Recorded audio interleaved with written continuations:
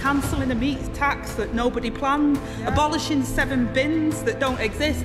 I think he's auditioning for panto season this afternoon. Well, we know what the real lethal cocktail from the Labour Party is: a mix of unfunded spending commitments, massive borrowing, green-built development and hypocrisy on housing. We now come to the Shadow Secretary of State, Rayner. Thank you, Mr Speaker. It's a pleasure to face the Right Honourable Gentleman for our first questions. I hope he enjoyed his party conference, cancelling a meat tax that nobody planned, abolishing 7 bins that don't exist, and announcing that they build a series of transport links that already do exist. So not much conference season, but panto season. So I'll keep my question to a problem that definitely does exist. 1 million families are waiting for social housing. How can you justify handing back to the Treasury billions of pounds desperately needed to tackle the housing crisis? Because we spend our money effectively. The Affordable Homes Programme, the £11.5 billion investment that we're making, will lead and has led to investment in social and affordable housing across the country.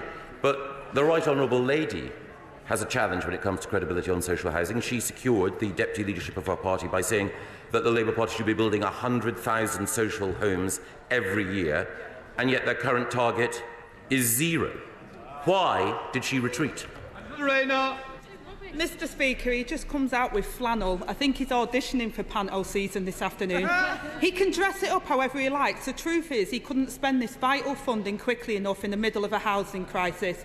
And it's clear the Prime Minister shares the Right Honourable Gentleman's disregard for struggling families.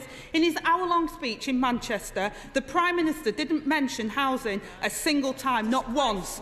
But the Housing Minister did tell conference that renters aren't all weed-smoking gangsters, which I'm sure the Minister knows all about that, as he mentioned gangsters earlier today. Can the Secretary of State assure us that despite the tone of those remarks, the Renters Reform Bill will not be scrapped before the King's speech? Yes, we are bringing reform to the rental market, but I note that at her own party conference, the Honourable Lady shared with the public not just her policies but also her recipe for the future, her recipe in particular for a cocktail called Venom, which apparently contains a bottle of vodka, a bottle of Southern Comfort, 10 blue Wickeds and a litre of orange juice.